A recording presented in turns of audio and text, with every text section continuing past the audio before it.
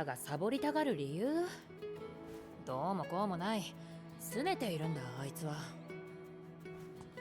あいつがトレセン学園入学前にレーススクールに通っていたことは知っているか？そうだな。確かに目を見張るものがあった。通っていたのは私の母が運営するスクールでな。よく頭が回る子で走りもずば抜けていた。レースは軒並み快勝、故にこそ楽しげだった。だが世の中そう甘くはないだろう。トレセン学園はずば抜けている者たちの集まりだ。奴の戦術もそう毎度通用するわけではない。勝つ時は勝つ。だが戦術がうまくはまらなければ惨敗。それが面白くなかったんだろう。へそを曲げるようになって。そういうことだ。あのたわけはとにかくモチベーションの維持が難しいたちなのだ。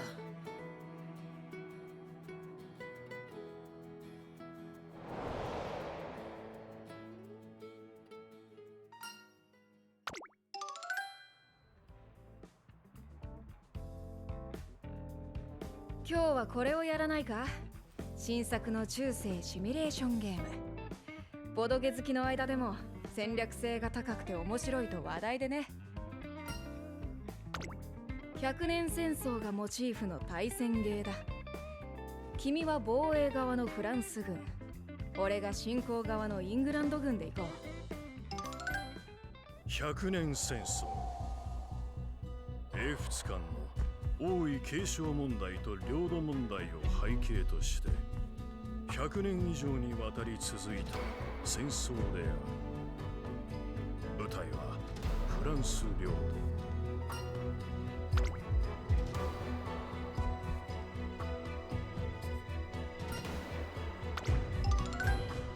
さて、それはどうだろうな。確かに数ではそちらが圧倒的に上。だが数が全てかな。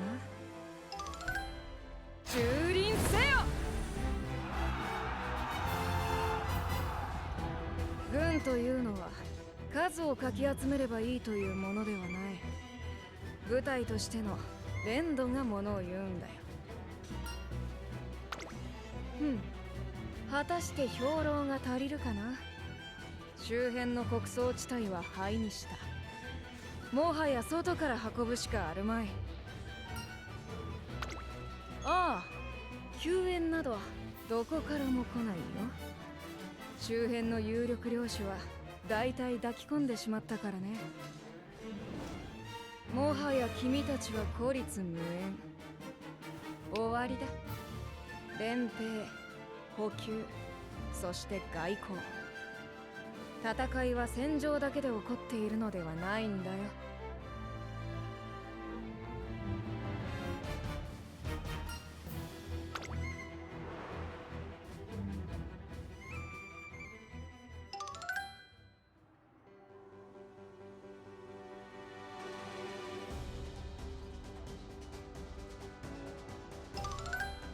ドドマ？君の担当馬娘のか？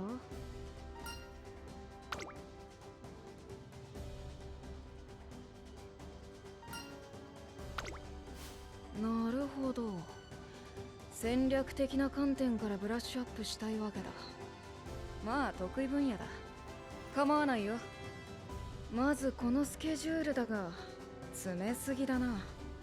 時間が限られているのはわかるが、これじゃ士気が持たない。だからあとはトレーニング強度は段階的に上げるのが定石だろう。スタミナと瞬発力のみを重点的に鍛えて無用な消耗は避ける。食事については考えているか？スタミナを盛りつつ疲労回復を図るならビタミン B1 と鉄分、亜鉛、あとタンパク質だな。メンツ、コース、もろもろの条件を鑑みてこれだけ備えておけば勝てるだろう。どうだ？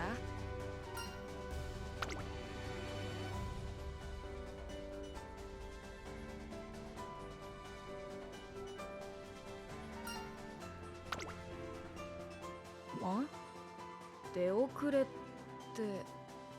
いや待て、このデータ君もしかしてこれ。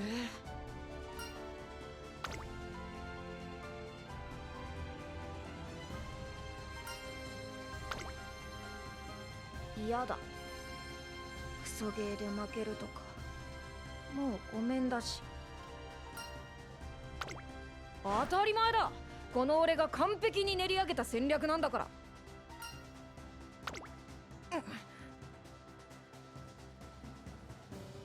いいだろう、試してやる。俺の戦略が完璧だってこと証明してやらないとな。